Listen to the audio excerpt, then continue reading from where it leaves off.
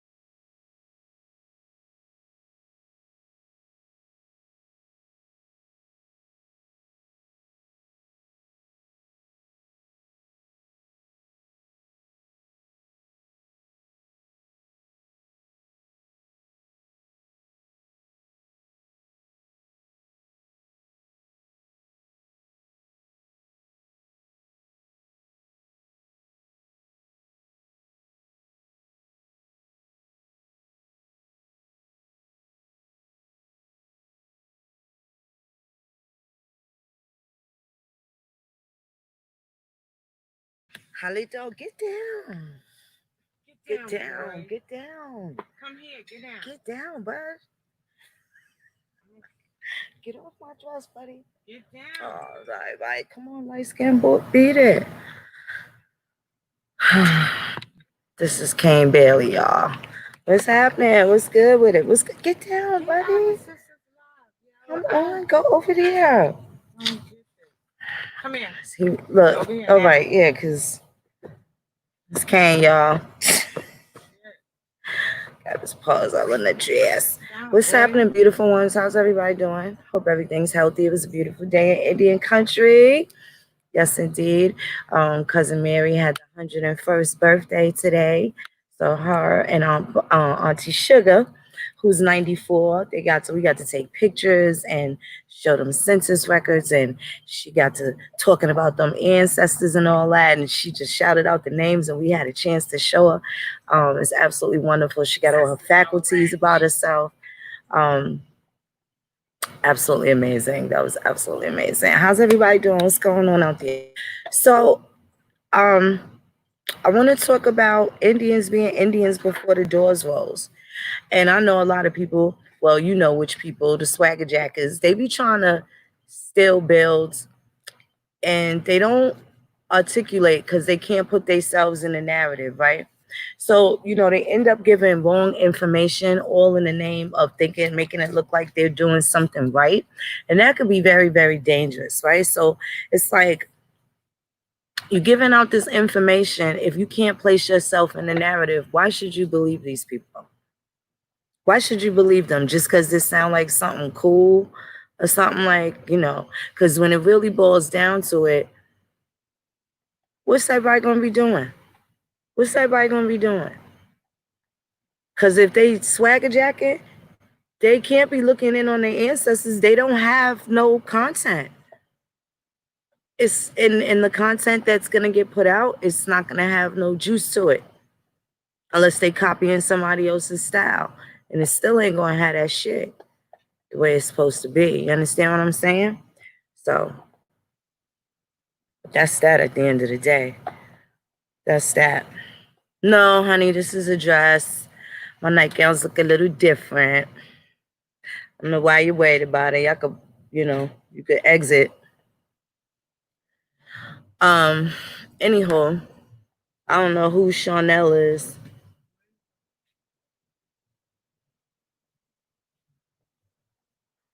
I know, beloved. Sleep in peace to your father. My sympathies and condolences to you, beloved. On the passing of your dad. Absolutely. Absolutely. Um, so we're gonna talk about Indians being Indians before the doors rose, because it's like people can't relate themselves to it. A lot of people ain't doing their genealogy. This is why I be telling people, stop using wolf clans, stop with all of that if you can't attach yourselves. And you need to know where they was at. And you could say, a lot of these people don't know where they at because they just think Dawes and Oklahoma, and they put out all this fucked up information because they not talking about themselves. This is the same problem. These pilgrims that's been pretending for a long time, they're gonna have a problem too. They're gonna have a problem just like these niggas is gonna have a problem. And just because you're not in the Dawes does not mean that you are not Seminole or Muskogee. Does not mean that you are not Salagi. It does not mean that you are not Choctaw. It doesn't mean that you are not what they call Creek or Delaware or Shawnee for that matter. So a lot of people just don't know what the hell they're talking about, and they don't know what they're talking about. Why? Drum roll. Because they don't have a genealogy. This is always going to be a problem. It's always going to go back to that. And there are people like us who could tell what it's hitting for. Because you'd be thinking different and behaving different. It's time for a different type of action. So it's still going to have to be another cleansing process where people squeeze themselves out of the mix based on their performance and lack thereof. Bet that. Thank you, love. Shout out to you. What's up, beloved? Shout out to love. Always showing love. So, what's happening, Brother Lawrence? How you doing? How you doing? What's happening? Hey, Sister Celestine, Virgo Lamar. Sister Akita's Garden, how are you? Peaches from Chicago. What's up, beloved? Ain't that the truth? If you really got the tip, that's the truth. True story. You don't get it. Pompano, what's happening, beloved? Lady Shada, Alvaro Lopez. Seven God, what's up, beloved? Jacqueline, peace to everybody. Derek Gray, Raymond Young. Bonton, what's up, my good brother? Peace to everybody in the chat. So let's talk about some of these. And I think, let me see if I could get the phone lines on. You guys could call too if you have questions. But definitely want to show people that don't really know what they're talking about. And as far as the Wikipedia stuff, and then there's a bunch of squabbling tribes. So when it looked like somebody keep switching up, these people don't understand how many ancestors you end up having and how it keeps doubling every generation, right? And then you still have maternal and paternal side. So this is how you end up being crossing both lines on your paternal side, depending on the geographical location. Like my parents are Joneses on both sides. Both sides are Chickahominy Pamunkey. And then there's the maternal side that has other tribes as well, Monacan and Cherokee.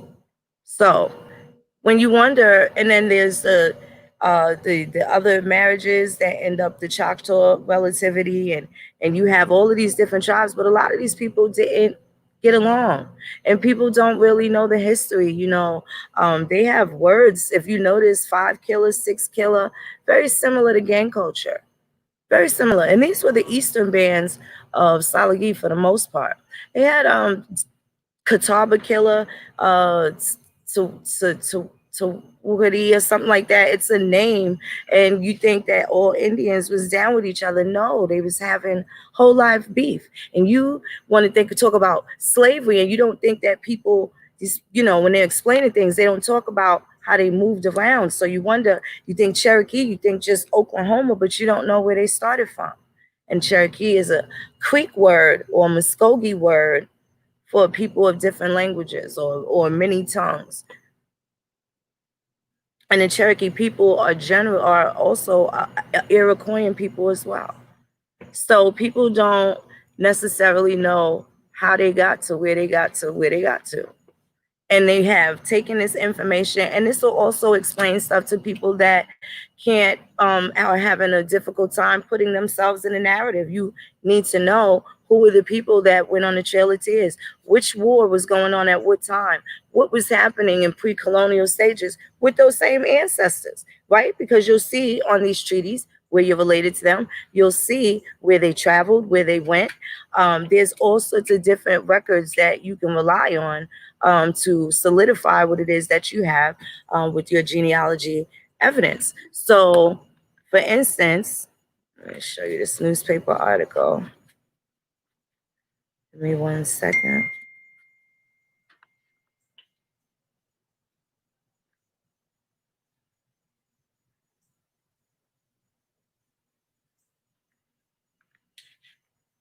Give me 1 second.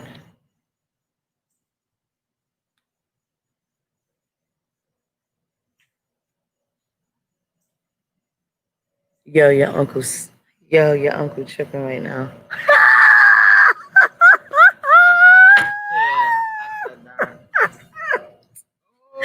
Wow.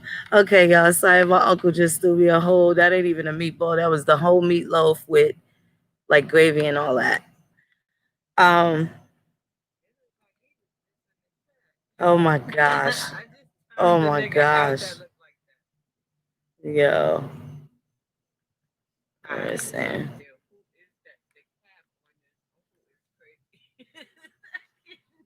I can't. Let me find this link right here so I can share this. This is interesting, specifically because, again, people. Oh, Tagwadihi. That is the name for Catawba killers. So, and it also translates to the Glass family. So if you are familiar with the Glass family, the Cherokee or the Salagi name for a Catawba, for someone that was having war with Catawbas. So you know that everybody wasn't friendly. So you know that they're in close proximity or in transference to the Catawbas. Also, South Carolina, Charleston, wasn't all this slavery going. I'm telling you why they were sending these Indians out, because it was always going down, especially pre-colonial. Charleston was the hub for all intake, supplies and stuff like that came for the colonies as well.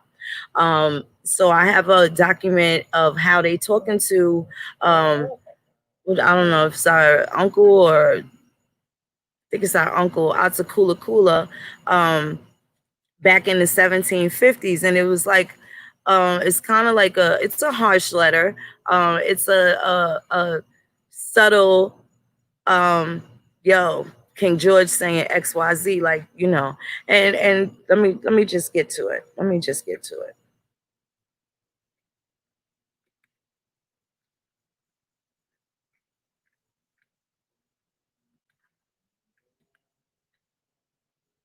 Okay.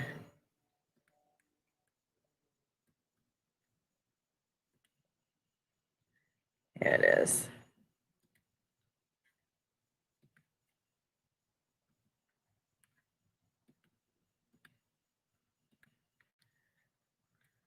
Okay.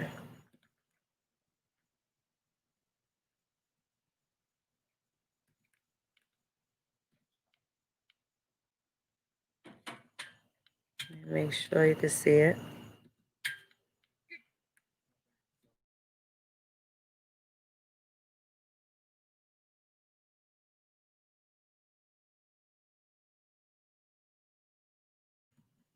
Okay, so there we go.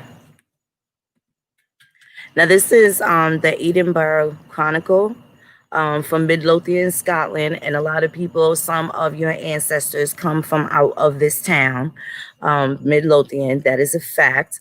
And Argyle, and there's going to be other places that your ancestors that you don't know you have came from, and you're not going to exactly be sure if they're pasty, mayo colored people or if they're going to be cocoa brown people. You're not exactly sure, but you know that y'all going to be related to some of these people. So when they say that they're Cherokee, if you didn't mix up with some of these people, this is also going to be an indication when these motherfuckers is lying. Okay? When they're lying. Whether they, and this has nothing to do with whether or not they made it to the Dawes rolls, and this is why I'm going to explain this. America, a brief account of the negotiation between Governor Littleton and Atakula Kula, or the Little Carpenter, okay? Deputy of the whole Chief Cherokee Nation and other headmen and warriors of the nation in a letter from Governor Littleton. And this is the camp at Fort George, December 29th, 1759. On the 19th, the little carpenter with the five headmen arrived in the camp. He was at he was late when he came, told the governor he would give his talk next day. He said he had come with a good talk and made no doubt, but the chain which had begun to contract rust would again be brightened. Accordingly, early on the 20th, he gave his talk, which consisted of little more than general professions, processions of friendship and affluences and assurances of their future good behavior. But it was observed he carefully avoided so much as mentioning the murders committed by the Indians, nor made the least offer of giving satisfaction. When he had finished, he offered to withdraw, but the governor desired him by the interpreter to remain, when His Excellency spoke to the following effect. You told me yesterday you had a good talk to make and expected such a one from me. And it is the will of the great king, and at this time, of course, they'll be talking about King George, that his people and your people should live together in friendship. And you, Atakula Kula, have said they desire not to break the chain thereof. It is a chain great king holds at one end and you at the other. In order to keep that chain from contracting rust and to hinder its being broken, it was necessary certain conditions should be made. You, Atakula Kula, will remember the time, for you were present at Westminster in the year 1730.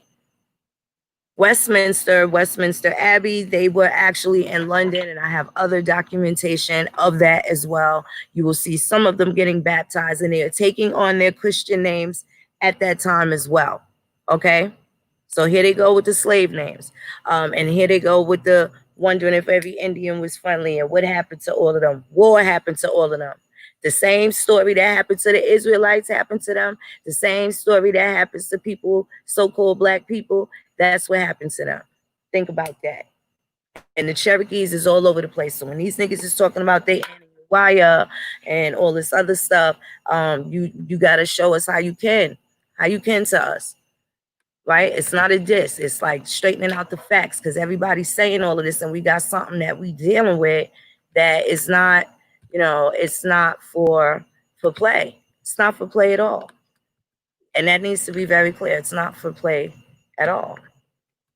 So, in order to keep that chain from contracting rust, okay, so they were in Westminster in the year 1730 when they were done. And as all the acts of the great king are kept till time be no more, so I now have in my hand those very conditions made with you and your people. I will read to you the names of the headmen and warriors of your nation, then present, which was 7. There be the names of those great men who received one end of the chain from the great king while he had let fast the other. It was concluded that if any Indian killed an Englishman, he should be delivered up to be punished as the law requires. So they had different treaties, the same as similar to what was that Jamaican treaty? I forget. One half of the island was one captain, and then the other, I think Cujo's treaty. Cujo's treaty was pretty badass. Basically, they was gonna be the most savage shit these pilgrims ever seen if something happened to one of their Indians, right?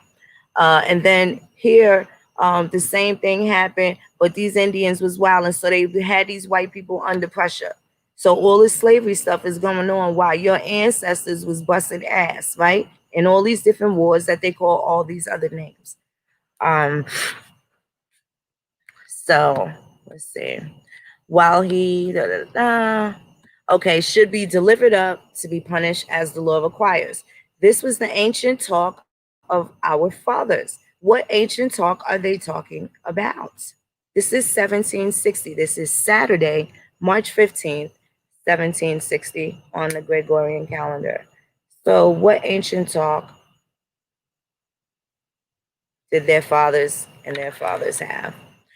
Anyway, and when the great king took your nation under his protection, He ordered not the whole United States, this particular section of the Cherokees that were dealing with Atsakula, which would include my grandmother Nancy Ward.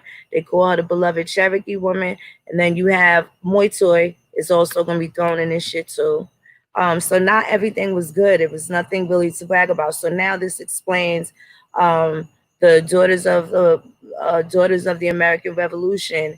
Now you'll be able to, when you apply for those and the Sons of the American Revolution, you have documented evidence that'll allow you to sit down in that same prominent society that these, you know, Wasichus have been placing themselves in as if you don't belong, right? So you want equality? Do equality with your genealogy. Because it's a whole bunch of upper crust societies that's rocking out with your name. So if they ain't cousins, then that means they buzzing. And it's time to get from around. So this is why all these sucker people and all this crazy shit that they be doing is really going to be a problem. Because there's so many places to sit. And every chair, every table got a chair. Every table got a chair. And some of them got thrones. And they for the Indian, not nobody else. So it's all in how you look at it. So even when they steal, you can't capture what it is that, the ancestors is charging niggas to do. So I don't really care how much of the build you think you're gonna steal, and people using it to attract other people just so they could feed them bullshit after. But at the end of the day, people gonna learn, and this is the type of shit that we could bring to the pilgrims. So these niggas ain't really living right because they don't really got what they supposed to be dealing with in order to go forward. Because all this other shit, saying genealogy is just like your mother telling you, wash behind your ears until you move out of her house, right? Not because, because you can't say nobody told you. And that's why I be saying do your genealogy so much so niggas can catch up. You got your own history to chase. But people be worried about the wrong fucking thing. And when it's time for that mic to come around, you need to know where your motherfucking peoples was at and what they was doing and who they was doing it with and who they did stuff to. Right? And who they did stuff to. Who they did stuff to. So when you talk shit about who's having European ancestors, bitch, if you any of these people that you say you is, you got some too. So good luck with that. Let's tell the truth. Let's keep it real. So anyway, this treaty has since been renewed by several of the king's governors from time to time in this province. It was the mercy of great king that this way a restitution should be established in order to prevent a war between his subjects and your people.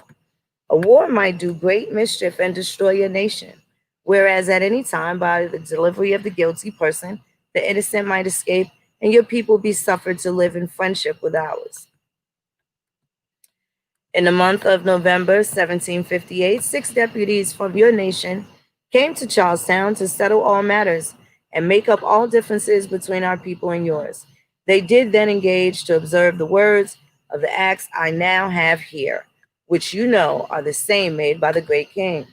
They received a large quantity of goods as full satisfaction for any inquiries they have received from the white people, and did solemnly promise to keep in strict friendship with all the great king's subjects. Notwithstanding, which a short time after, they went from Satiko under Moitoy and killed many of them. So you had hot-headed niggas, wild Indians, and they was buck wild. Some of them was with the shits and some of them wasn't. So now do you know the last names of these people? Right? Right? You know the last names of these people? What's their last names now?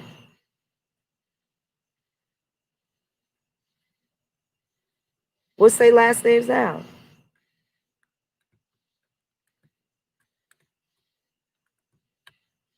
So essentially, they go on to dictate to them what type of time it could be if they don't stop killing the white people. So when people was talking about all these slaves, it looks like these white people have some serious problems going on. Everywhere where the niggas is at. Think on that. Think on that. Everywhere where the niggas was at. everywhere where they been. So who is these people again? Who's related? Where the family at? It's time to have a reunion, Indians. I have found 3 new cousins at the Grandma Killer tour. I know some more is out there. Where y'all at? Y'all ain't ready yet? Y'all ain't ready yet? For the next level, you think we could put this shit out here on YouTube? No, this is why we getting together. That's why we getting together, so we can network. Right? See what it's really hitting for. Because people got to make sure they know what it is that they're doing and what is going to be the backdraft. Got to have a blueprint. Got to have a blueprint. And there's several steps that have to be done, but the primary step is that. So the longer you delay with that, the harder it is it's going to be for you to try and maximize the opportunity while the momentum is there. Don't give up. Keep going at it. But for that, and that's for the people that's already doing that. Stay encouraged. But for the niggas that's out here just talking, and they ain't got nothing to show, why not? They could show one motherfucker out of 16,000, right? What the hell? I'm just saying. What's there to hide? You're going to have to go in front of Congress and all that. You're going to have your proof. You should have something. Why these people can't say who they related to? They ain't find nothing that just made their stomach sick and be like, oh my gosh, my grandmother did what? She was what?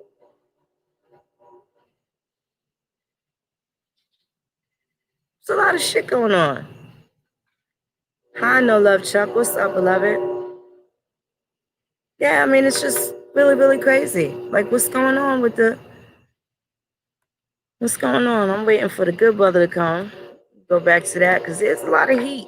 There's a lot of stuff going on. So Choctaws, they existed before the Dawes. So because they didn't make it to the Dawes, some of these people think that all people on the Dawes are not Indians.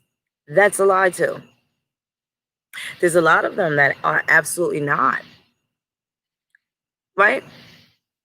A lot of them. They're Native Americans. They're not American Indians. But American Indians can be Native Americans when they get federally recognized. And that's still something very new. Choctaws weren't recognized in 1750, federally recognized. They were acknowledged as a nation. So they still have an antiquity. Well, some of those people attached to that antiquity didn't make it to the Dawes either. But we got proof. We still got other proof.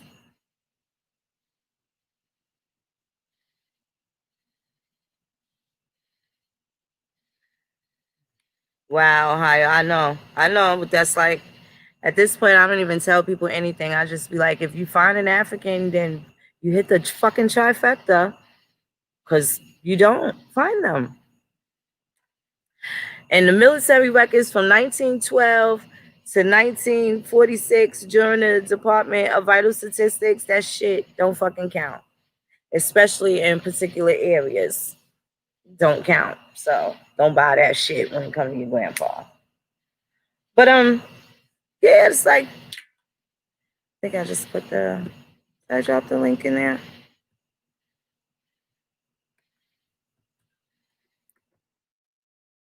think I did. I tried to drop the link in there for the good brother. He's supposed to be stopping through. Alabama could have been from up north too. Smiths, they moved around a lot. Our people, and that's another thing. The niggas don't know that grandma and grandpa was going to London and stuff, right? There was a lot going on. Mr. Waldo, you need to come and join us. How are you, beloved sir? You need to join us, Mr. Waldo. Please give them some explanation, because they help me expound on the fact that not everybody that is on the Dawes is fake, because they're putting that impression out, and that's absolutely not true. And that does discourage people that actually have members that made it to the Dawes from doing what it is that they may want to do. So it's a hindrance. It's not really helping anybody fly. Just because you're against being a Native American or part of a federally recognized tribe, it's not your decision to take away your cousin's rights to do so. So what is it really hitting for? What is it really hitting for? And that's something that should probably be established and established quickly. And one thing about the 5 civilized tribes, you never run out of, they've never, memberships, I don't ever recall hearing the memberships being closed. So if you people aren't finding your people now, you still should be able to find them in other sources.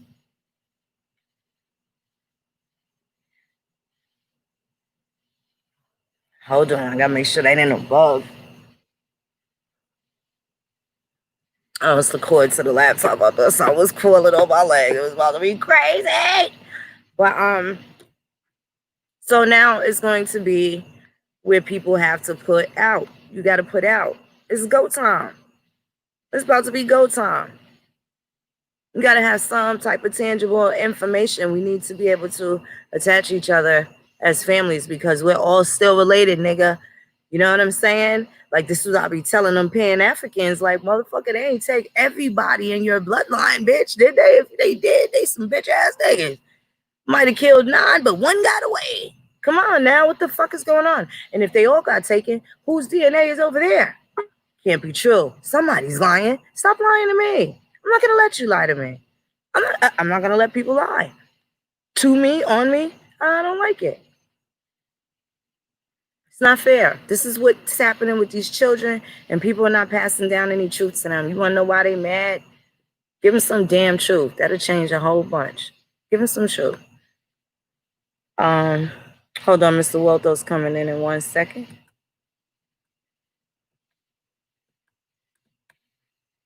Mr. Waldo will be in 1 second. I think you need to refresh, sir. Oh, there you go. Halito, Mr. Waldo.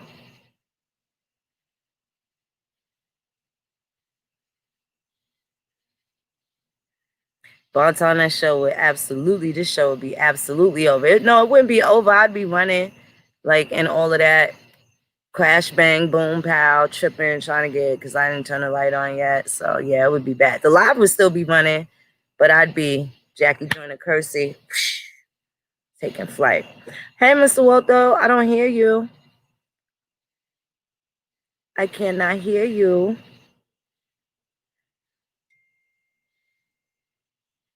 Hey, Carrie Bay, what's happening, beloved? Halito, what's up, LL? Y'all laughing at me. Y'all know that shit is over. See, I don't hide no shit. I told y'all I'm transparent. I did good. It was a dragonfly in here. And the shit was zipped up. We've been doing pretty good. There was a dragonfly in here. But it was also some other little thingies up at the top. And the dragonfly was just zipping by. And I was fine with that. But then the nigga zipped by that way and then came back 12 o'clock. When this 3D stuff happens, the 3D, I'll be all right around with the 3D, y'all. When the bug is charging 3D, like, that's a whole nother thing. Some other shit. I just, not the 3D action. I can deal with all the other stuff. The 3D is like, yeah, I don't like that. Hey, Tiffy baby, what's happening, beloved? Mr. Waldo, can't hear you, sir.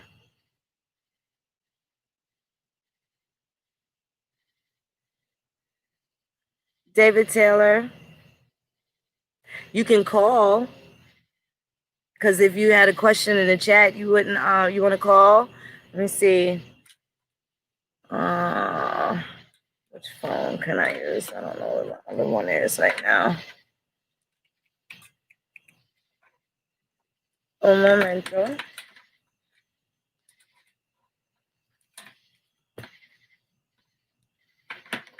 Mr. Waldo, are you there, sir? What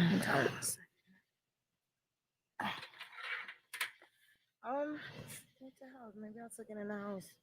Oh no. My sister had it. Well, uncle was tripping. There we go.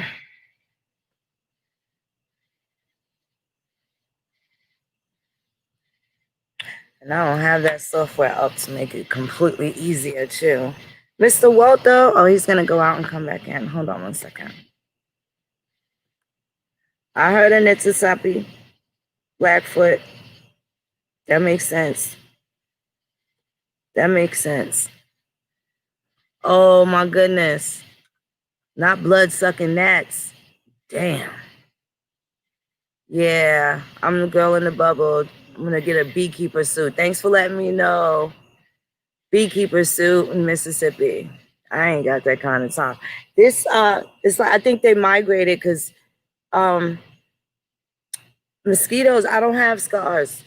And these like they scarred look like me. I don't know. I got like 4 mosquito bites. That shit is I'm not really feeling that. They're like extra, extra.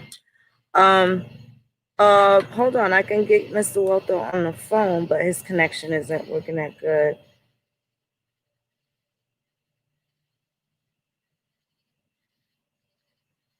Okay, hold on.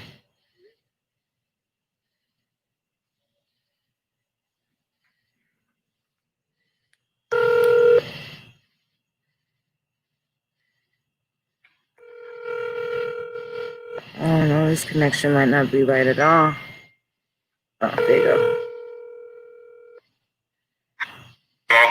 Halito, how are you, sir? How you doing? I'm doing well. Good to hear from you. Well, it's good to be heard from. That's right. Thank y'all for y'all kind words today. Yes, you know we love you, sir. We definitely give you and Lorenzo our condolences and sympathies on the passing of your fathers. Yeah, tell Lorenzo you got my condolences. Lorenzo, I hope you heard Mr. Waltho send his condolences and sympathies to you. Yeah, it's a terrible thing, but it is what it is. Life goes on. Yeah, it is. Now, what was it you wanted to ask me, sweetheart? Well, I wanted you to, because I think people were having the wrong impression and they just assume that every person on the Dawes rolls is not an Indian and everybody is a fraud. Could you just expound on that?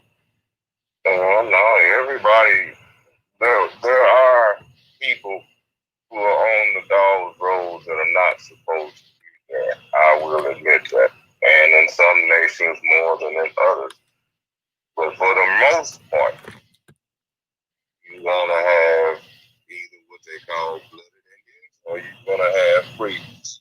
Right. And for the most part, that's who's on the rolls. See, for the Creek Nation, if I remember the number correctly, it's like 101 different roles. At the time of the Dawes Commission, you didn't just walk up there and say you were such and such and so. You actually had to be able to prove it. Right. So it wasn't that you could just walk up there, hey man, I'm an Indian. Now some people did that because in every situation you're going to find some people who slip through the cracks.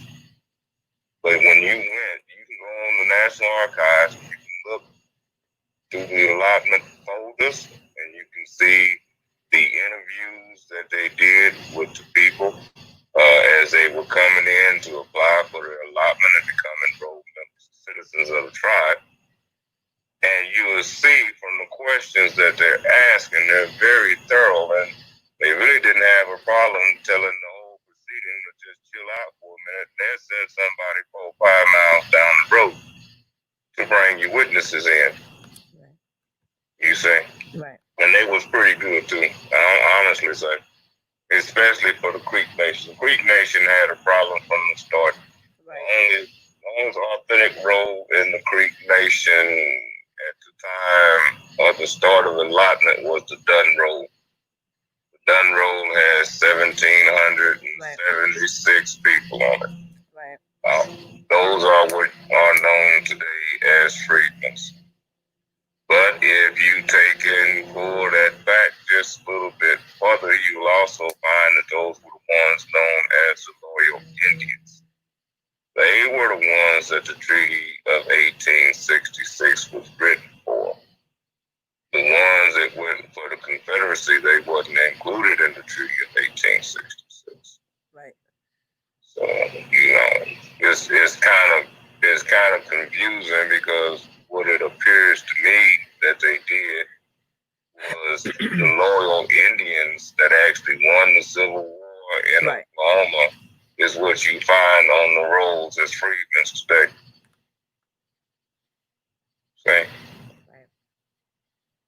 But all the majority of the people, especially in the Creek Nation, because you had like the Committee of 18, where your citizenship was up for debate, and a committee of 18 tribal members, council members, and it went from them to the chief of the nation, and both of them had to approve it. Then it had to come back to the council of 18, and they would certify you as a certified Creek citizen and stamp it on your enrollment card as such, certified Creek citizen. Right. Right. So it wasn't, everybody says it. They told the $5 Indian time around a lot. You see, Right. what they're not really quite getting their grip on is those people that they're calling $5 Indians are actually our mulatto children. Right. You see, them is our kids. And they went with the father, as mulattoes normally will do. They go to the father that is in power at the time, and they went toward the father. The start of the Civil War, the start of Indian removal was actually the movement of their mulatto kids out of the way. In the Oklahoma before they would even start their little Civil War. But that's what those are. Everybody gets it all built up into their head about who is what is what. You still can't get around the fact that we all tied up together. That's right. So, I say this from time to time, Max, just like we can say we got a grandma that was Indian, but then other folks can say the same thing too. That's right. And that's really true here in Oklahoma. The only difference here in Oklahoma is they deny what grandma looks like. They don't deny grandma, they just deny what she looks like. Right. That's how that worked out. Right. And you were talking about the Choctaws too. Because see, part of the Dawes Rolls is concerning the Mississippi Choctaws. Right. I actually have that. Do you mean public law? What is it? 449th. It was the 1887 49th Congress. 49th 49-105. 49-105. 1887. Is that what you're talking about? Yeah. Well, that's where they went and had to find the rest of the Choctaw and roll them. Those are the ones that stayed in Mississippi. You got the Choctaw Nation basically broke up into three components. You had the ones in Mississippi, known as the Mississippi Choctaws, and you had the ones here in Oklahoma. And you had a bunch of Choctaws that went into Texas. Yes. Around Paris, Texas, and up in the northern part of Texas. And during the Civil War. So the Choctaw that went to Texas, I do have two grandparents that were on that roll, and you let me know that I wasn't tripping, that there was actually a Texas Choctaw roll. A lot of people don't talk about. So and people are akin to them as well. And a lot of them, mine go back to Alabama, Mississippi, Alabama. See, that's where my folks come from, is Mississippi and Alabama.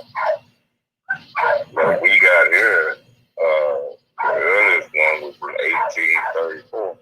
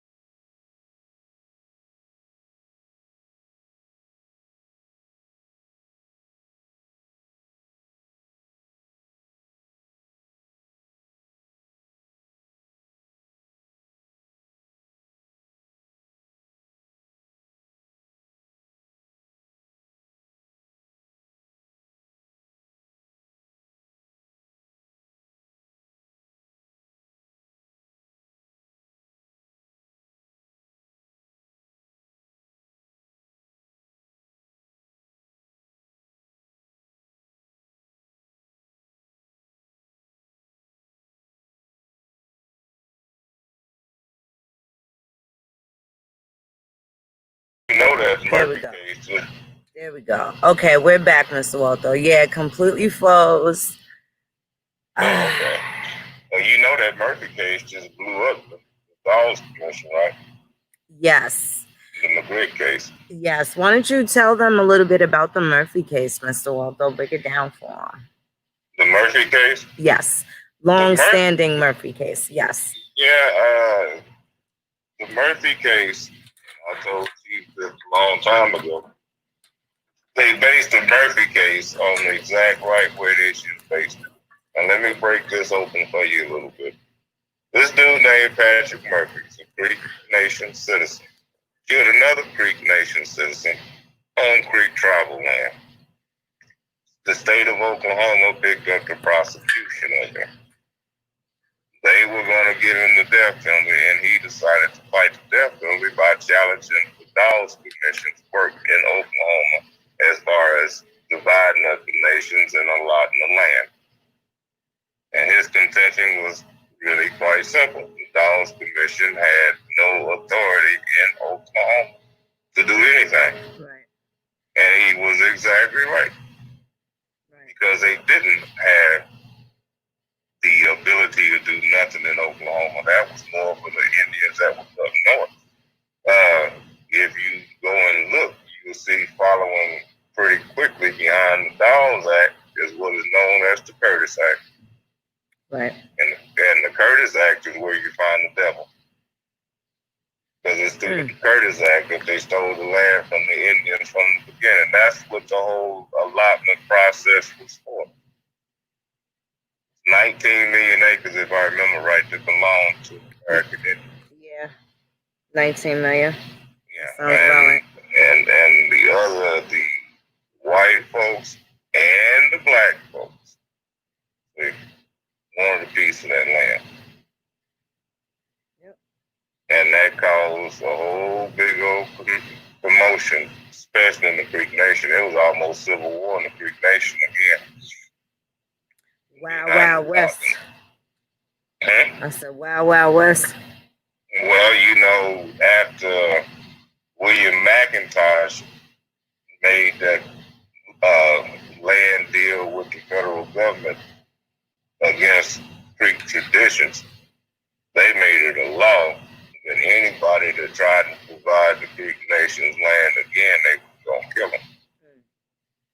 And when he did that, they went to his house, set his house on fire. He come outside with shotguns, and they put 109 bullets in his ass. You're going to sell, you're going to divide the property. And when they came into Oklahoma and tried to divide the property again, it was a problem. And it's still a problem. But the problem they got now is the fact that they done allotted land, and the people who got the most land was what they call the freedmen's. Yep. So they just turned the eastern half of Oklahoma. Why everybody think they turned it back to the Native Americans, actually, if you read the way the thing is written, they turned it back to the patent deed holders. That's us. Yes, that be you. I got 9 patent deeds in my pocket now, and still 2 left hanging. That's right. Running somewhere close to 1,300 acres. Patent deeds can't never be sold. At all. At all. It stays in your family. All they can buy is the use of land. The land still, the owner is always the same.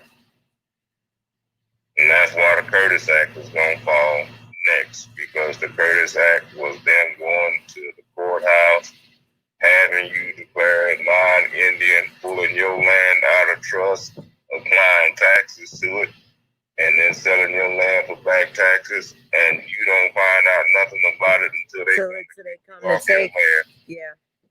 Yeah. That's the Curtis Act. And that was government land theft at its highest. That's why they ended up having to take the western half of Oklahoma and open it up under the land run, using the 1863 Homestead Act, because they got themselves into a buying flood into the Indian nation, especially Negroes. Say that again. Especially Negroes.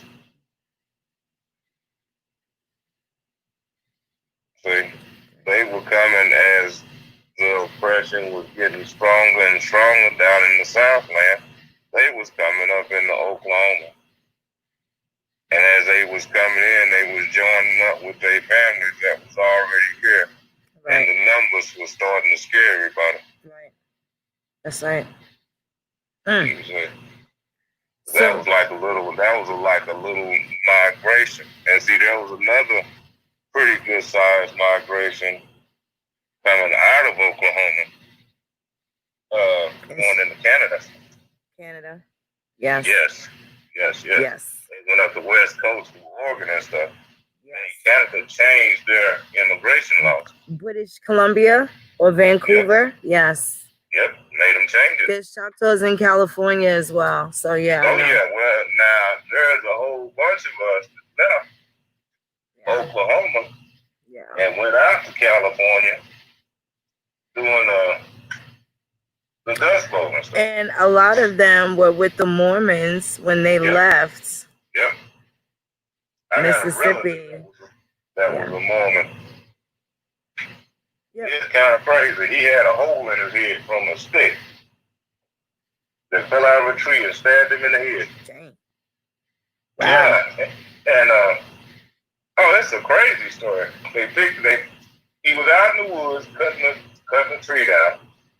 The branch fell down, stabbed him in the forehead. He stumbled down the street to somebody's house, went in their house with this stick sticking out the middle of his head.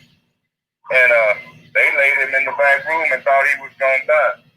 And while he was laying back there in the back room, two men came to the house, told everybody to get out. When they came back the next morning, the two men were gone and that dude was still alive. He walked around with a wooden peg in his head for the rest of his life. Wow. Yeah, he had to go to the Montana. They had the Mormons get stranded up there in the snow. And he was part of the posse that had to go try to rescue him. With this big old hole in the head. Right. History's crazy, man. These people went through some shit. I'm telling you. He went through a lot of shit. There's so much stuff. And people traveled. I think they have this impression that everybody was just so, not that they were the richest people, but they weren't that destitute. They had vacations. They moved around. They had family in other places and they went to see them. Oh yeah. When they said, when my folks got here to Oklahoma, they had the best of everything that money could buy and then plenty of money left over. Right. We didn't come down here as poor folks. We didn't come down here on the Trail of Tears either. We came early. That way we didn't have to go through all this stuff everybody went through. Really, the Trail of Tears was only for the Cherokees. Right. Just like Juneteenth was only for them black folks down south. That was in Galveston, Texas. Yep. And them alone. But they paint everything with that broad brush to try to confuse black. They want to celebrate Juneteenth and not to minimize what happened to the people that had extended tenures in their situations over there for an extra 2 years. But what about the people that were still held captive in the 1960s? There's still people in Mississippi, from what I'm told, right now to this day. Well, there's a guy on YouTube, and he's one of them people you referred to. He is exactly one of them people, and they made that video, I don't know, like 2015, 2014. Well, I'm just saying there's stuff locally that sure enough is going on, and I just, it's time we attack those things. Stop worrying about all the problems and stuff like that. We need, we need better think tanks. We got a real good way of turning our blind eye to something that we probably really should pay attention to. Right. We can do that real easy. If it don't fit that filter, then you just kind of throw it out. But sometimes you need not to throw everything out. That's right. It's still, you don't find good and bad in all of us, so just accept it and move on. I concur, sir. Yeah, it is what it is. Absolutely. If y'all are real interested in what was going on down here a lot of time once we get that book, Snakes and Scribes, Right. and read that book. Let me drop that link in there. That's right. Yeah, you can get a little snippet of it. I think it's like 3, 4 pages you can pick up on a National Archive website. Oh, cool. It's right here. So I'm gonna drop the link for everybody. Yeah, it's pretty good. Yeah, this will be though. There's a lot of like what they call it, the hijack. The hijack happened during allotment time. Right. And the Dawes Commission is the ones that instituted the hijack. If the Dawes Commission hadn't instituted the hijack, you wouldn't have as much problem as you having right now trying to deal with what you're trying to deal with. Right. You guys, you're gonna have to look for. There's definitely a part 2 on the archives. I'm only gonna post the first part of it of Snakes and Scribes. You can find it. Oh snap! Hold on 1 second, and you'll be able to get the second copy, of course. But I'm not gonna post that right this second. Hold on 1 second. While you doing that, had the folks started looking into a group of people called the Loyal Indians. Right. That's right. These are the most forgotten people in the whole country. But these are the people that actually wrote the Treaty of 1866. That's right. You gotta know who the players are. And once you can see that, then you can start locating some of them folks y'all can't seem to find around 1860, 1859, 1861. Mm-hmm. Because they came to Oklahoma and all of a sudden you can't get an eyeball on me. You can check in southern Kansas around 1860. Right. They may show up there. Right. And also Arkansas. Mm-hmm. Arkansas is kind of cute because, you know, most do it. You had to stop in Arkansas. I think they had something like 41,000 acres in Arkansas. They had about 41,000 acres for, I think, $1.5 million. 41,000 acres. So, hold on, let me just do the math. 41,000 acres. That would be every acre. Was that in Arkansas? Yeah, it was in Arkansas. 41,000 acres. That's 400. Every acre is what? 43,560 square feet, right? And that's times 41,000. You had to stop in Arkansas to get a pass to come into Oklahoma. And depending on how long it took to get that pass, a lot of people just stayed in Arkansas. Let me show y'all how many square feet that is.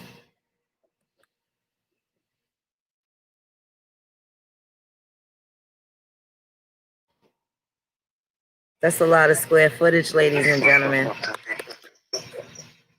Now you figure, so when they talk about this wonderful take back the land and all this other stuff, are you sure you didn't lose it? Like, people need to know. It may not be gone at all. But if you're not doing your genealogy, you won't know if you have any land patents. You won't know, you know, and it tells you the coordinates, and you can tell a lot by the old surveyors.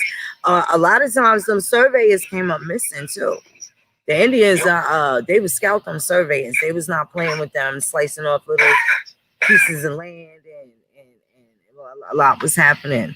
But they had descriptions like from this post to like the old oak tree. What's the oak tree? Is a million. Which one? By Smith's Farm. It's no longer Smith's Farm. It's Grand Boulevard now. You know what I'm saying? But up there you had they would put a piece of wire and stack rocks inside of a wire circle, and those were used to mark the boundary line. Everything was poured off the first. mm-hmm. There's a lot of details into the land record.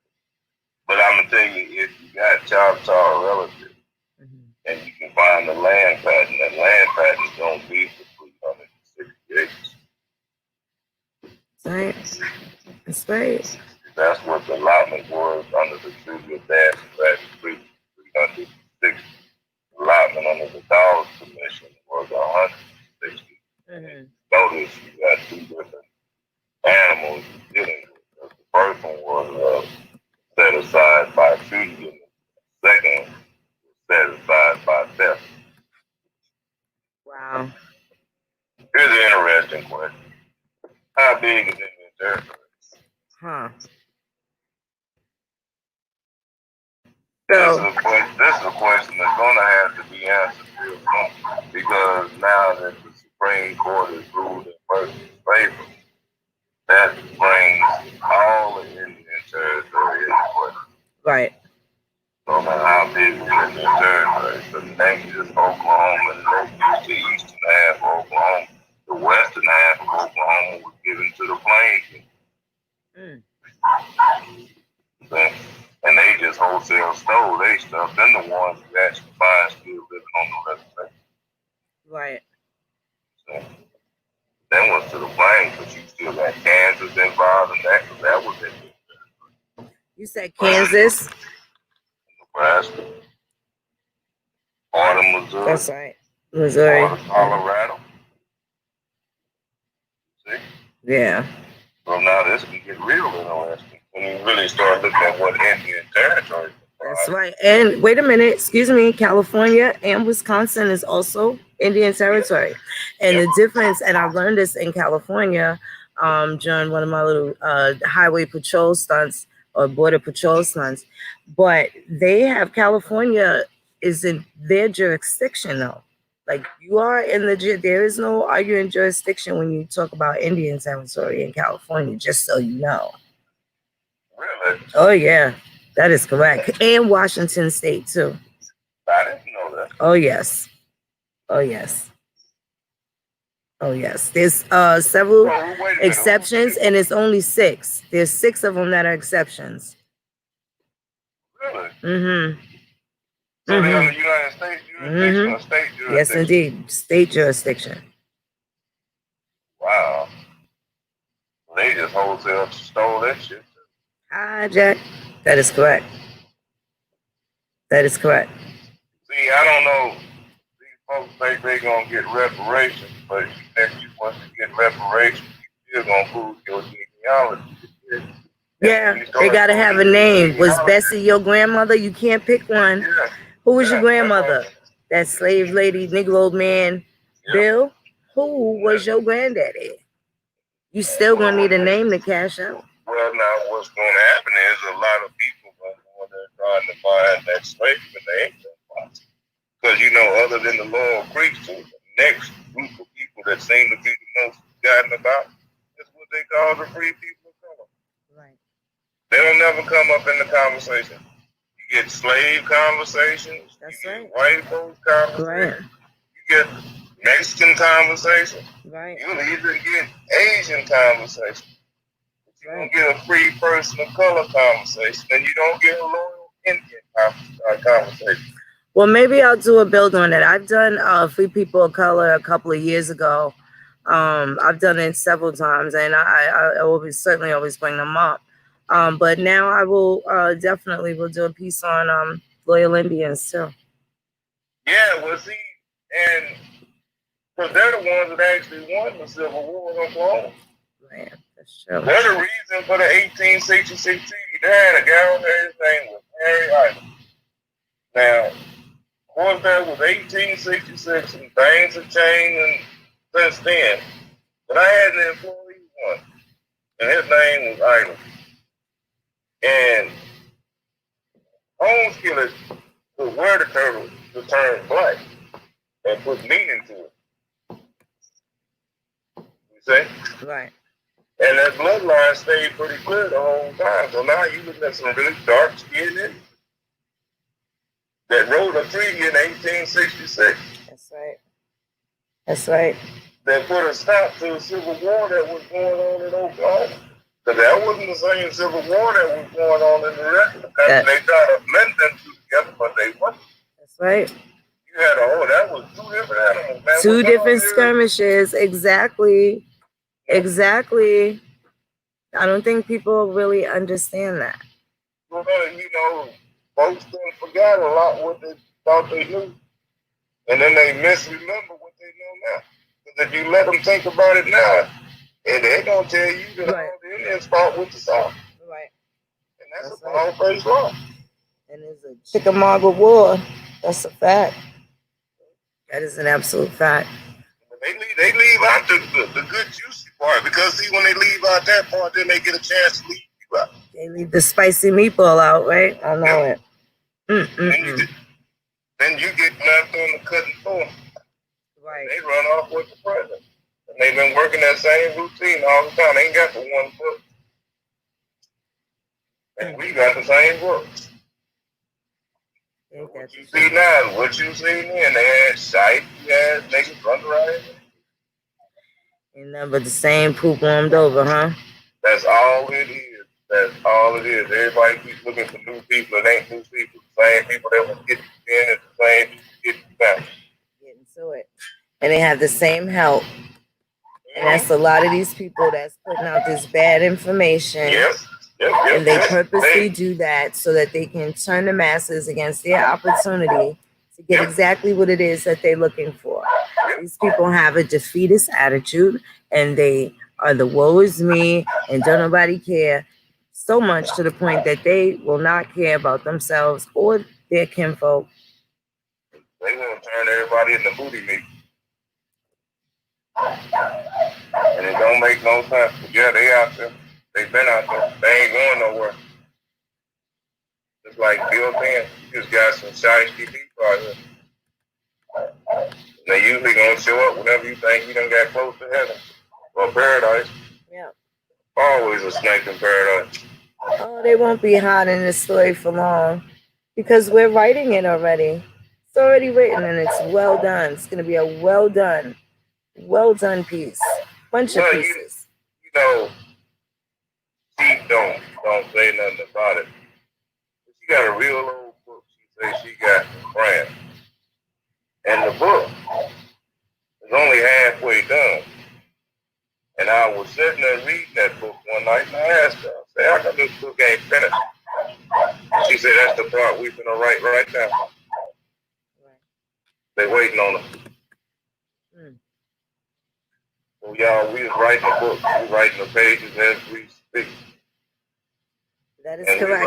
I call it, Mr. Walter, I call it Reconstruction Part 2, sir. Yeah, that's a good place to start it at, Reconstruction Part 2. But here, you got to be careful, because you remember what happened with Reconstruction Part 1. That's right.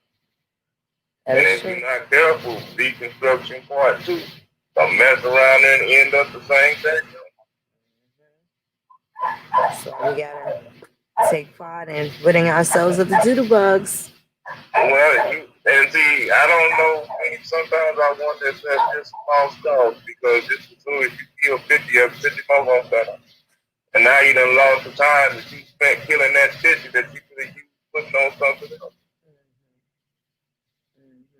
You see what I'm saying? Yeah. Because sometimes they just body bags and they just run up there and just distract people with We're only given a few years in life, and you can get 5 or 6 of them to line up behind each other. You're going to knock out a good chunk of your life fighting stupid people. Yeah. That's right. That's why we're working on the multiplicity. We are duplicating and triplicating and quadruplicating ourselves right now as we speak. Shout out to all the youngins that are taking it in, and they're getting ready to, make sure they have something to say to the people real soon. We got a nice bunch of people coming through that got great integrity, and we got a lot to talk about, and they have their perspective. And we can't wait to we gotta get these perspectives in order. Like I told you once before, some kind of way, some kind of how, we gotta sit down and figure out exactly what the hell it is we want. And then once we figure out... Well, I certainly say political party. I'm just going to say...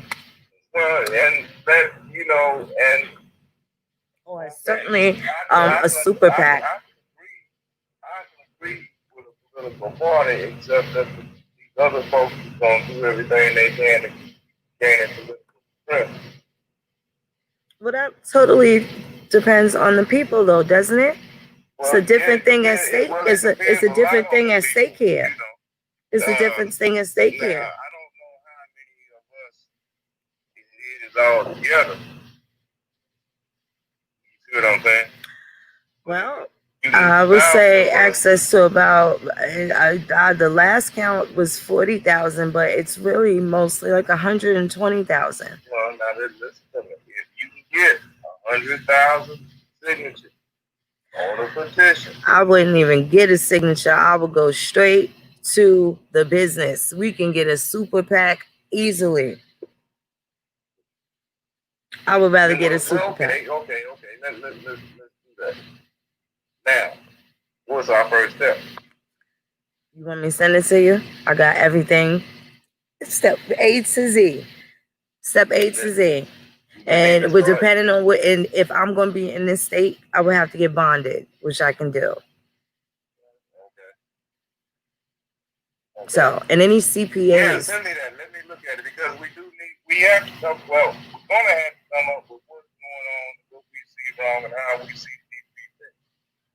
Now, it's not complicated. We have to use to voice our concerns, and it has to be where the law in North Carolina works. Yeah. Law in North Carolina works. Stay on code. Yeah. We'll get our own code, and we'll stay on our own code. That's right. That's right. Okay. It could totally be done. It could totally be done. That would make more sense to me than anything. Because right now, they ain't really, they listening, but they ain't really making no moves. What's up, landlord? Something gonna have to push him. High claim mistake. Mad vibes. What's happening, good brother? We have a sister in the chat, Mr. Walter, that says they lynched one of my landowner ancestors, and before the lynching, she found a sale of land announcement in the newspaper. Yep. I got a buddy. They did his grandma the same way. Wow. They found oil on that land and killed her right behind it. Anything by any means necessary is what they would use to steal the land. So there ain't no idea that you can sit here and come up with it. They wasn't fine. Right. And if it meant you had to get killed to get it done, well, guess what? Because if they killed the original landholder, right, then the land that he held goes to the next of kin. That's right. That's it on the tax roll. Next of kin. Yep. And in all the Confederate states, it doesn't matter how long you've been absent. Whoever is still alive is still the owner of that land. Yep. Does not matter. If you lived in New York for 50 years, yep, it doesn't matter. 200 years, doesn't matter. It's still there. And there's nothing that anybody could do about it. Now, what happens is a lot of us have had... As long as you can show that. Right, and it doesn't happen immediately because they're all in the courtrooms and they will drag you left and right because there's people that have been creating marketable titles. You have a bunch of foreigners, especially people from the continent of Africa. They got a bunch of swindle hustles and stuff like that with these marketable titles. We talked about that years ago on Blog Talk Radio about the marketable titles and, how they have been utilizing the land that a lot of Indians don't know that they have. Yep. That's exactly what they've been doing.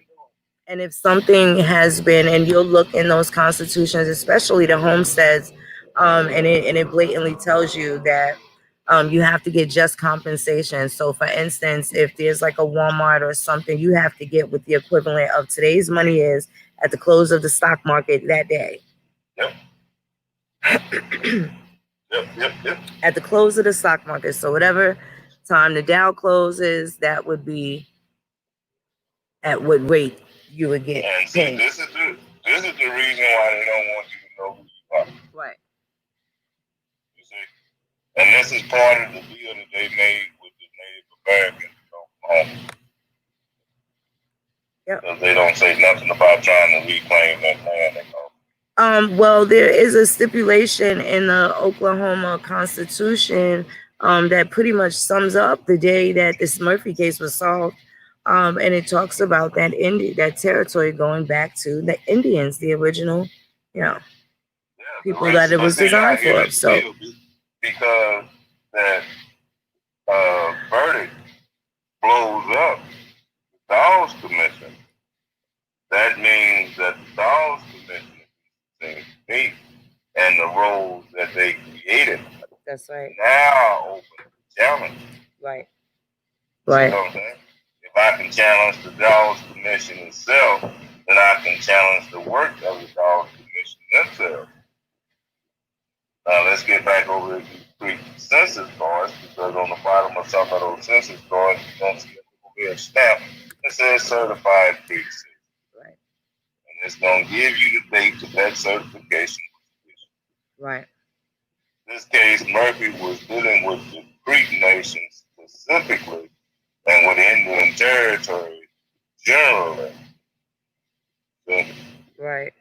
So now you got to go back and look for your allotment records and the relative names. And if they're in that Creek Nation, you're looking for that. That's right. That's right. And also, just so people know, check out west. Your people have also left and moved out west. Yes, that's what I'm saying. A bunch of them. You'd be surprised. They owned gold mines. They had gold mines. They had saloons. They had popping businesses in the West Coast. They was in Deadwood, Arizona, and they make Western movies about this shit. And you don't know your ancestors was in them goddamn towns running shit. Cowboys was so-called black folk. That's right. And they used a lot of our people. They used a lot of different tribes to fight off different Indians too, even after the Civil War. And prior, leading up to it, before Texas was actually even part of the United States. This is before the Guadalupe Hidalgo Treaty. And they would pay some of the Cherokee tribes that had left Oklahoma ahead of the Cherokee and went and tried to settle in Mexico. And they were already in Texas, thinking that they were going to own the land, but it wasn't. They had just said that they were going to occupy it and they were going to police the town to make sure the Comanches didn't steal everybody's horse, because the Comanches was out of goddamn control. So some have Comanche ancestry as well. Well, now you actually are telling the story of John Horse and Wildcat, the Seminoles, because they left Oklahoma when some of the Creek Nation tried to put them back in slavery. Funny how Seminoles went. But anyway, they went to Mexico and made a deal with the Mexicans. Right. That they would help protect the border. Right. And then the United States government, after they made peace with Mexico, told the Seminoles if they would come back in and police that border, that they would let them go back into Oklahoma and settle back in the Central Mexico. Interesting Snapple fact. That's an interesting fact. No, in doing that, they won 4 Medal of Honors. There's a cemetery in Breckenridge, Texas, called the Negro Seminole Indian Scout Cemetery. Yes, they still have celebrations down there now. Right.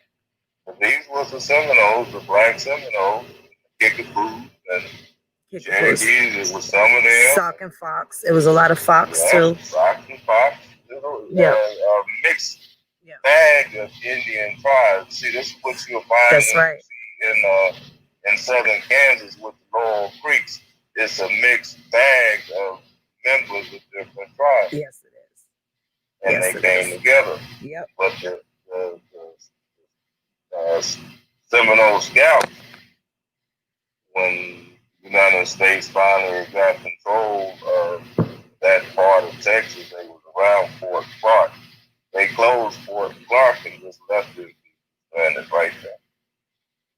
So you can still find them there to this day. Matter of fact, they got a web page. I mean, Facebook. Really? They've been posting the names of the people who are buried in that cemetery, and they bury them in the cemetery in a traditional way, where you put one in the middle, and then all the relatives they kind of bury them in a circle around them. Right. Not in no straight line and no rows like white folks did. They buried them together in families. You had a family buried together, all surrounding one or two people. That's right. Oh my goodness, the graves tell such a story here too. I can't think off of the top of my head, but there is a public law that allows, and I didn't like the verbiage because it says Native Americans, but it allows American Indians to control their funeral practices. And see, down there, Sister, which is the organization that's actually in control of the cemetery, they had a little dispute because you had another group of Seminoles who wanted to go down there and dig everybody up and bury them in a straight line. So the cemetery is now on private land. They got the cemetery, they got the old Masonic Hall, and a part of the old school building left, I think. One building. I think it's a school. I know it's one building. And that's all they have left from the original settlement plus the cemetery. Right. But it's on private property. They had to get permission to get to the cemetery. Now the owner of the property finally decided to get I guess a right of way they would allow them to go and take care of the cemetery. It was a little touch and go down there a couple of years back. Yeah. There's 4 Medal of Honor winners down there, and that's behind the same situation we're talking about right now. Them going out stopping the Comanches and the Apaches. And the Apaches, yeah. And then they had other problems as well. So now this is where you get the other more Mongolian tribes that have situations too, because the the Navajo were enslaved by like the Ute or the Ute. So these is where you have these other different conflicts among those other tribes, extreme west of the Mississippi. So there was a lot of things going on. And then again, keep in mind, there were tribes of people that migrated out west into those same towns. So now you have people, different types of Mexican Indians. And then you had your plethora of free people of color that left from the East Coast and went to work on the West Coast with the Chinese and for the railroads and things like that. So you can also see that they lived in those places because of the same industry. It lists their industry. So if they were in the Civil War, and let's say they were a cook or a chef, then when they left and went there for whatever period of time, you'll see in the telephone books, they have to, in order to conduct the business, they didn't always have to have ID, especially out west, but it was public law that you had to have a name, address, and a number. It still says name, address, and telephone number. Like to get on an airplane, it doesn't say anything about. Didn't say. I haven't checked in a couple of years, but it didn't say anything about having all these extravagant documents to be able to travel. There's one other thing I want to add right before I lose track of it in my mind. There's a difference between the Seminole Indian Scouts and the Buffalo Soldiers. Mm-hmm. Can you explain what that difference is? Well, the Buffalo Soldiers were the ones that was actually rounding up the Indians, sending them away on the trail of terror. The Seminole Indian Scouts was the Indians that went to Mexico to avoid being placed in slavery. And what year was that about? And the Seminoles left Oklahoma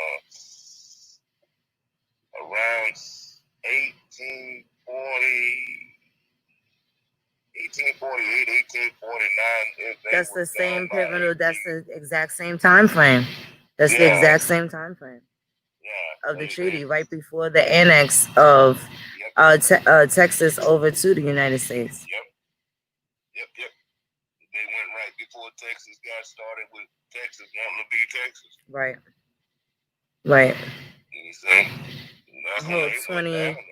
15 and 20 years, and they were even having issues with their statehood at this point. And you see how big the area is, like geographically, how large Texas is, which so some parts of Texas are parts of all the neighboring and bordering states as well. And this is where a lot of the records seem to disappear. It's because they're Spanish records or they're French records. Once upon a time, there was a bunch of French people here, a bunch of Huguenots here, but once they like done off with Napoleon, it was kind of, hit. I mean, he had the last laugh with the debt and stuff like that. But Henry Cacique, they learned guerrilla warfare. They was here in Georgia, honey, at the Battle of Savannah before, and he was only 10 years old, and he was a little drummer at the Battle of Bunker Hill, and not Bunker Hill, it was definitely the Battle of Savannah out down the south in Georgia. And then they went back in 1804 by that time and had the American Revolution, the Haitian Revolution. Now, what's interesting is the fact that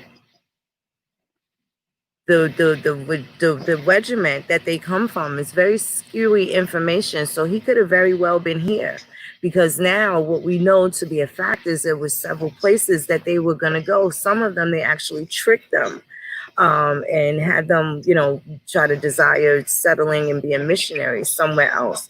So it wasn't just Liberia, it was Sierra Leone, it was also Haiti, and it was Liberia. And some of the Indians, particularly from North Carolina and a couple of places. Now, these are places that at this time or another were having different uprisings. So very interesting things go on in Indian country and the secrets. There's so many. That's what it is. There's so many hidden tricks and twists in this. So many hidden nuances, and yeah, you're right about that. You're right about that. It's just so much. Every time you run across one, then you see two more. And it's all behind the land. That's right. It's always behind the land. You can be and say whatever you want to say, but the whole daggone thing is the land. Yep. Yep. And their willingness to do whatever it is it takes to get to land. If it mean I gotta kill you to get your ass, that's what some of them lynchings was for, the people keep for that land. That's right. They wasn't lynching them people just because they was mad at them. They lynched them because these people won't quit saying they're Indians and getting off this land we gave. Indeed. Them 320 acres and 640 acres. Folks was lusting after that, man. You got folks right even now, Sarah Rector's father is quite disturbing. How Sarah Rector at that time was the richest Indian girl in America. At the time, she amassed a fortune. Her portion of the Creek land that was going to be rented out actually struck oil. They created the stock market, Standard and Poor Oil, right? To basically rob her. Booker T. Washington, they came and got her. She was getting a lot of people trying to sue her, and they had all these snakes, a lot of her own people and people close around her, introducing her to all of these, people trying to take from her. Her father, there was some Amor tells her father, come with me to Mexico. We're going to have a land deal that was like worth $41 million, like back in the 1890s, the early 1900s.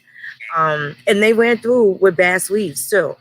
I don't know if they were friends, but Joe Rector also had a brother, and his brother was absolutely riding around with Bass Weaves. So that's something I'll do a spin on that, because I do have to go back and research that. But I'm just remembering as I'm talking about it.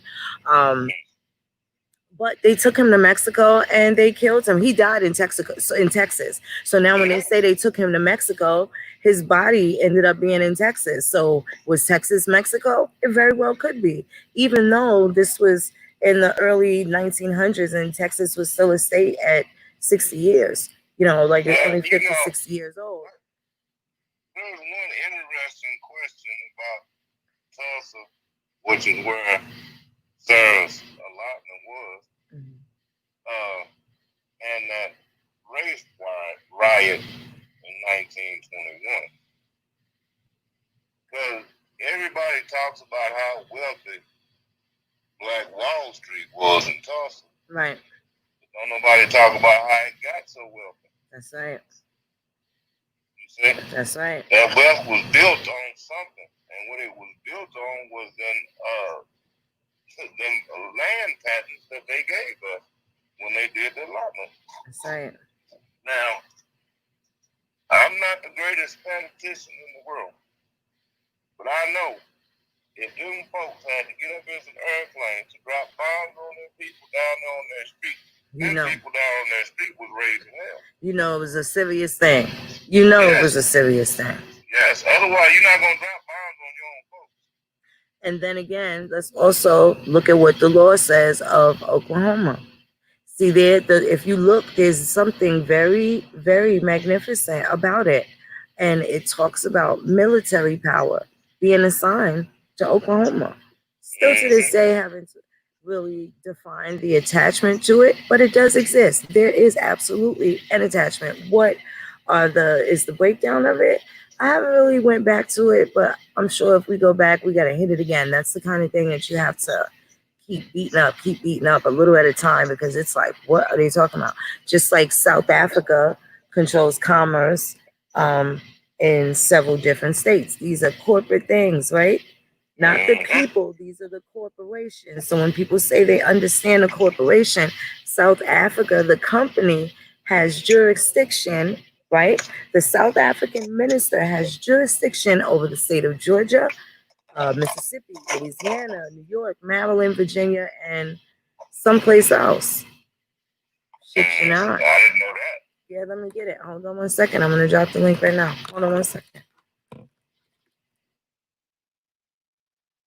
Yeah, I freaked out. This was absolutely very disturbing. This is what I don't like about Georgia. And also, it makes sense because Georgia gives everybody rights. You know, they're the same. I don't want to say the same footing, but everybody has the same rights as the Indian, and I don't think that's cool at all. Okay, so I'm gonna. Hey, we can read it right now. I'll drop it right here in the chat, and we can read it right now. Let me get over there because I wasn't looking at the YouTube part. Yeah, I got it up right here. I'm gonna screen share. Oh, I see it right there. Listen to this language. It's very blunt and direct. It's a little chippy. What the hell? Yeah, the wording is The Embassy of the Republic of South Africa, located in Washington, D.C., has jurisdiction over Georgia, Alabama, the District of Columbia, Florida, Louisiana, Maryland, Mississippi, Texas, That's Virginia, right. Puerto Rico, the Virgin Islands. That's right. That's right.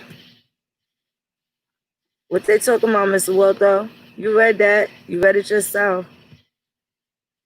The Embassy of the Republic of South Africa. What the hell? Right. The South African American Chamber of Commerce in Atlanta was established in 2009 to promote the exchange of business, trade, investments, technologies, and culture between South Africa and the United States. Get the hell out of here. What is these folks doing? Hey, what have they done? What have they done while the Negro was listening to Black Power and all this other stuff and all this other stuff and all these distractions and all these distractions? This is what they've been doing. That's what they've been doing. Damn, imports in 2013, Georgia's imports from South Africa totaled $539 million. Well, they getting some money out of Georgia, ain't they? Ain't they? Ain't they? I think people are worried about the wrong thing. This is why we need to get political so that we can stop some of these things. I know how to. I've acquired a knack to be able to chase a bag in a different way. We can track things down and find out. Like we got beef with the Bank of Scotland or the Bank of Glasgow. We have some beef. Anybody that has Freedmen's Bank records and stuff like that, let's talk. Let's talk. There's some things that have been going on, people, that we can just get to the bag. I don't want to have a lot of time to wait. This is why we have to get political, in addition to some of our grievances getting heard. And it just has to be done such with a style. And it's obvious things that they've done and things that they cannot get out of, and they have to atone for it. And it's totally worthy of redress of grievances. I don't know about anybody else. In perpetuity, right? Got some straightening out to do. Got some straightening out to do. This is crazy. Oh, yeah. Oh, yeah. And this is why I think we need to vote Republican. And this is also why I am in support of creating a candidate for now, because we are not in a position, but there are people that we can get behind and give them that extra push, and they're going to owe us some favors, right? We know it's what we're asking for. And well, we know what we're requesting. That's how the game is played. So we know what time it is. And we need to let them know we know what time it is. Let them know we're in the building, because it's going to be totally different than something that they've ever seen. This is going to be a learning experience for everybody. But I just learned something right there. I don't understand how they pulled it off. Yep. I see they got Jimmy Carter's name in there. Since the 70s. And this is how long they've been doing this. Why everybody was talking about Black Panther this and Black Panther that. They were stealing the country. Stealing. You think they did it 100 years ago? They did it 50 years ago. They did it 60 years ago. They did it 100 years ago. Wasn't? They've been stealing. Everybody been eating off of your dime. You want to know why Trump want to kick people out the country? So that the black man and the black man from America could win a little bit for a change. Dumb motherfuckers. And they fighting you tooth and nail. Fighting for it. Fighting for what's good. Fighting. We love you anyway. They like fighting over crumbs, I guess. I ain't never understood fighting off food, the crumbs that fall off somebody else's table. Don't let it slip away. But they sitting out here about to kill themselves about some crumbs, instead of trying to build them a dadgum table of their own. If I build a table and grow the food, I can eat all I want to. We building the table. And we growing the food too. We're going to have to get out of this thing where we're waiting on somebody else to keep coming and saying. My sister says this daily. Ain't nothing coming to save us but us, and until we save ourselves, and we is in trouble. We got to accept that fact. That's right. That's right. We sitting around here waiting on everybody else to come up with a plan for us. And every time they come They up with a plan can't focus for us, on the plan, because all they doing is worried about the problems and not thinking of solutions that are tangible and viable.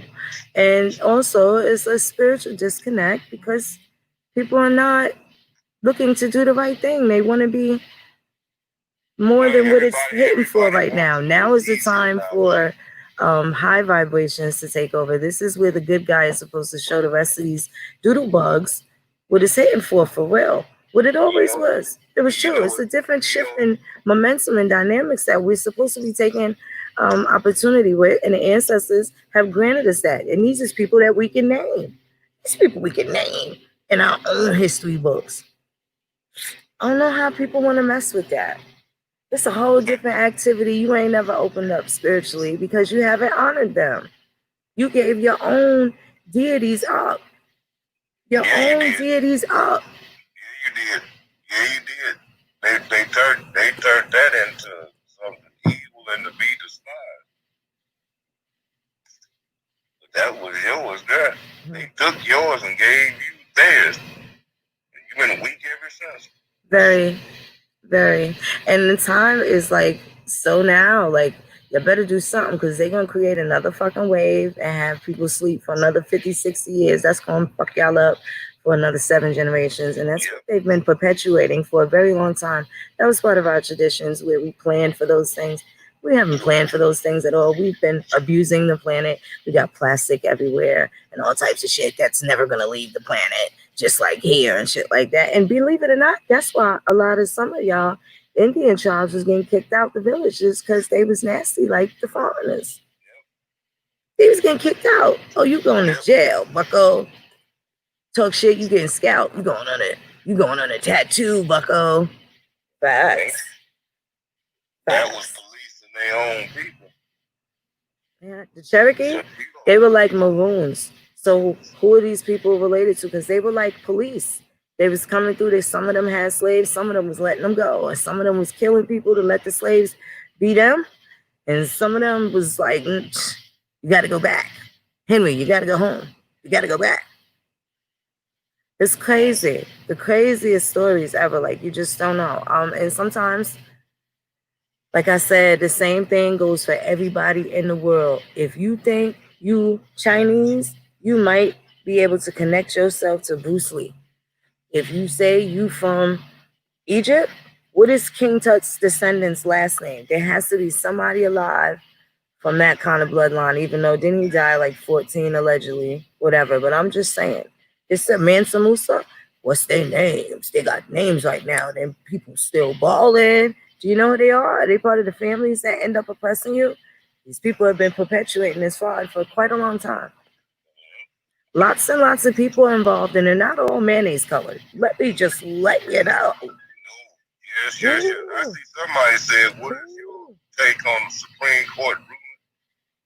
Well, that's what we were just talking about. Yeah, that's the Murphy case. That's what we were just talking about. And yeah. The answer to that question is, how big is Indian territory? Indian territory. I just told y'all it goes into. You ain't lying about that. You ain't lying about that, Mr. Walker. We probably come back tomorrow and break that down. Yeah, we gotta get these borders because the borders is all messed up. Yes, and we need to talk about that. Because the Meridian, wait a minute now, because I'm confused, because I know there was a big old treaty that I don't see, and it used to be in Spanish. Okay, it's no longer visible. I posted it a couple times back in the days in Final Battle, and we can't find it anymore. Oh no, we can't find it anymore. And it was a treaty of Bofoaca, and it was mostly in Spanish, and it had all these viceroys' names and viceroyalty and all these conquistador names. So we have fingers. You got fingers to point at. There's certain transactions, certain things, and now there's, even when it comes down to those type of colonizers, you can identify what people they were around, and that's still also a way that you can see if they enslaved your Indian family also. So don't always discount what you see with those people, because that also is going to give you your check. Whatever it is that you think you're going to get out of this, it's going to give you your act right. It's so many different forensic clues that. It's kind of interesting. It's kind of nerve-wracking at the same time. Yes. Well, they got it configured up all kind of silly ass ways. That's right. They got you hating on your own relative. That's facts. Let me put that screen share back up for the people about that in Georgia, because I know it's bugged out, but that's what it is. Yeah, I did not know that either. Yeah. I don't know how the hell they pulled that one off.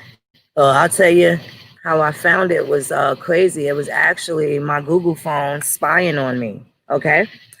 I was talking about going to Georgia, and at the same time, I don't know if it was my sister or one of my cousins was on the phone, and they was like, we ain't from no damn Africa. So my Google phone picked up Georgia, South Africa. I don't know why, but it did. And when I looked at, and that's how I found this document. Damn, Jimmy Carter, huh? Jimmy Carter. Jimmy crack on and he don't care. Yeah, he was the president when I was in the military. Yeah, we remember him when we were little. Yeah, that We were actually sad. You know what the craziest shit is? They used to do in a weekly newsreader. You know, where you used to get the Scholastic News. We had a weekly newsreader, and they made us take a poll in that weekly newsreader in the first grade. That's when we were in the first grade, and it was when about Ronald Reagan, and it was selections was Jimmy Carter again, Ronald Reagan, and maybe was it Walter Mondale? No, it was somebody else.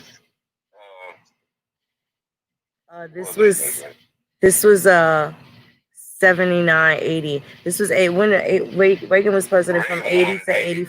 Yeah, 80 to 88. Right. Mm-hmm. Right. Who else? I forgot who the third party. If it wasn't Walter Mondale, I don't remember. Yes, you did. That's when they had a lot of people. He came later, and he was he came later. But they made us take a poll where you check the boxes to see, and we all wanted for whatever reason, we all chose Jimmy Carter, and we were sad when he lost. I don't know why, but here it is, Ronald Reagan ended up winning. So even as children, we were disappointed. And I remember these things vividly, everything academically that they did to kind of put our lights out. I remember everything. And thank goodness, shout out to Mr. Cohen, the best teacher in the world. He loved us so much.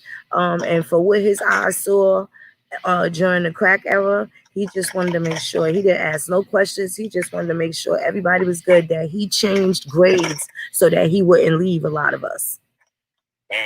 He changed grades and saw us to junior high school.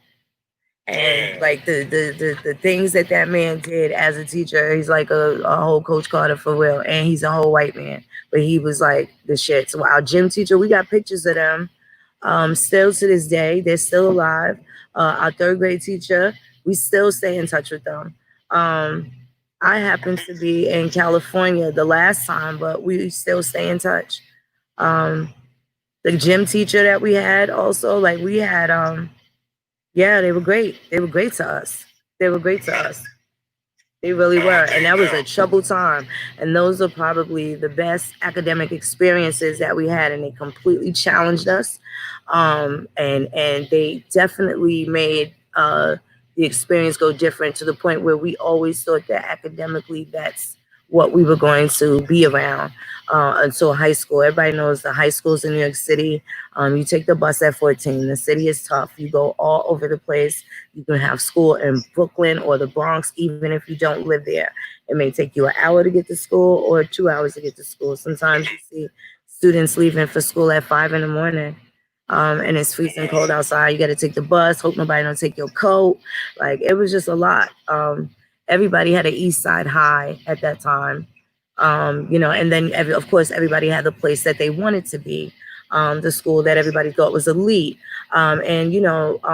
just keeping it chill. Like Juilliard was something that we were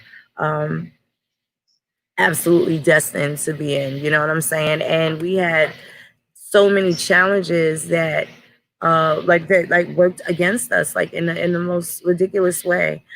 Even down to now, when it comes down, when we talk about things like, not speaking bad, but speaking out, that happens to be about their bad behavior. Talking about Marcus Garvey and how, to me as an Indian, he was a piece of shit to me. He directly dealt with Walter Plecker, who completely disturbed and wrote our families out, the KKK, and he was for the American Colonization Society. And he still got caught with his hand in a cookie jar. He didn't get set up. He was a piece of shit, and they threw him to the fucking wolves. And that's what they do. And he was committing the mail fraud, trying to skim his money off the side. And that's what he got about it. But that's what the so-called eugenicists allowed him to do. That was part of their ring and their racket.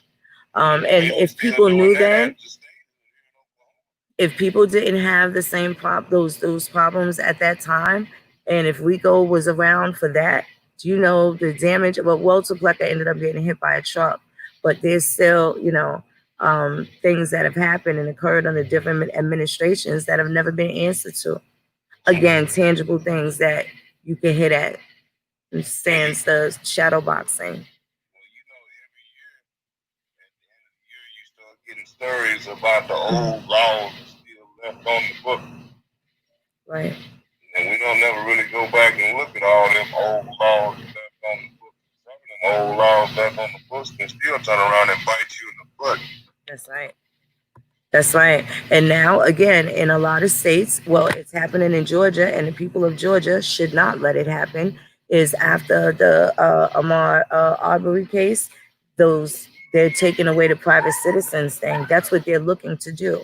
And the people of Georgia seem to be consumed with COVID and all these other things. When in fact that law is going to protect you, super protect you from police brutality. Remember what happened with Tupac when those cops was breaking the law and he shot their ass. They couldn't do nothing to that man. Yep. So if they get rid of it, if they get rid of the law, they're making it look like they're getting rid of the law because a white man killed a so-called black man, but that's not the fucking case. It's so that the Indian can't fucking defend his motherfucking self. That's the psyops. This is why Black Lives Matter is not getting involved, right? And since they haven't been getting involved, you got these other gun right mojos going crazy. They not going to New York like that. So let me see which one of them got the full faith and credit and the freedom to flex around like that. I'd love to see it. There's certain states you ain't going in like that. Where it goes down at. Facts. See if what's his name? De Blasio. Even though he got mad stuff to worry about, that bitch changed his name like 4 or 5 times. Nobody questions. I don't care. He got a black wife, so people are so-called black wives. So people look at. Hold on. He changed his name. That Mayor de Blasio, that is not his name. I can't say I remember it, but look it up. Bill de Blasio is not his name. He changed his name several goddamn times over the years, but people let it go by because he has a so-called black wife and they think that he gets a fucking pass like he gives a fuck, and he's a total piece of shit, and so ain't his wife. One go tell that. I don't give a fuck. I ain't looking for no extra career from nobody else. We got Indian-run companies, so this is why people need to know so I don't care about a whole bunch of backlash, because I can say what I want in my area. But might as well. Yes, these things are happening. Yeah, well, you got the Kamala Harris chick that they claim is a black woman, but And she ain't she's got not. none of us in her. She absolutely is not. She absolutely is not. And nor is she going to pass like she is, right? Because everybody wants them, so they got to deal with our problems. And that's not the case. I ain't trying to hear none of that. I'm opposed to that. And Joe Biden is the reason why people are in this mess. So, Thank you. And I wish people would actually understand and accept that. But they sold us down the river back in, was it 1994? Listen, even back to, what's the girl that got shot in the store in California by the Korean people? Latasha, what was her name? Didn't Tupac make a song or a shout out to her, Latasha? Yes. The young sister that was murdered out there. Well, Joe Biden, 3 strikes. They was all. That was their construction. All of those things that happened from that time frame up until now, and so. Well, if you remember, Joe Biden called our neighborhood Joe. Right. That's right. You see what I'm saying? And that ain't a low key swipe with you. I ain't sitting there. That is right. That's some of that passive aggressive stuff. That is right. Because they always try to associate us with being daggone monkeys. That's right. Although I don't see how straight hair and thin lips is associated with us, they always seem to try to lay that on us. And then he jump up and say, well, they in the get. That's right. I'm telling you, like, it's so much going on. I know we need another 4 years. I certainly would like, I don't know about anybody else, but I certainly think that the Indian can use 4 years of Trump. Mr. Waltho's call dropped. I'm pretty certain that he'll call back. But I could deal with 4 more years. Yep. Absolutely can. Absolutely can. So I'm hoping that happens. There's a lot of things that need to be done under the administration carefully and specifically because of the American Indian. And I don't really care because if you think about it, even as you see the trolls and stuff and some of the comments and the way these men vibrate and they hate, like with that stuff they hating on or whatever. But whatever, they have their harsh feelings and it made they be upset that the female, when these niggas talk shit, they don't say nothing. But the minute a female be like, psh, they got all the things in the world to call her and all this other stuff. But we need a whole regime change, and it's time for the suck MCs to move out the way. That's pretty much it, and that's all to it. You know what I'm saying? There's a lot of juicy things going on. We have whole burial sites that we have to claim. So stop giving that Q-tip and DNA, giving your DNA away. You want to save your DNA so we can test some of these people in these wonderful graves that you don't even know are graves, and some of the places and some of the things that's sitting on top of these graves. So there's so many different areas that we're supposed to be looking at and going in. And fortunately, I'd rather have 100 great Indians than have 3,000 schmucks. I'm going to tell you that. But it would help to see who's available to, be a part of what's necessary to be a part of, so that you can coexist, so that you can move forward and preserve your posterity into, bring yourself into antiquity to where you are still here long after you're gone, still exchanging that energy, that light. It will never disappear. And I guess that's only if you let it, right? Well, I'm gonna go now. I'm gonna get my life together. I had a wonderful day today. Cousin Mary and Auntie Sugar, it was just absolutely dope. 101st birthday party. I'm gonna go and relax and wind down and enjoy the rest of my evening. And I hope you all do the same. Love, peace, and big grease. Chipisa la chique.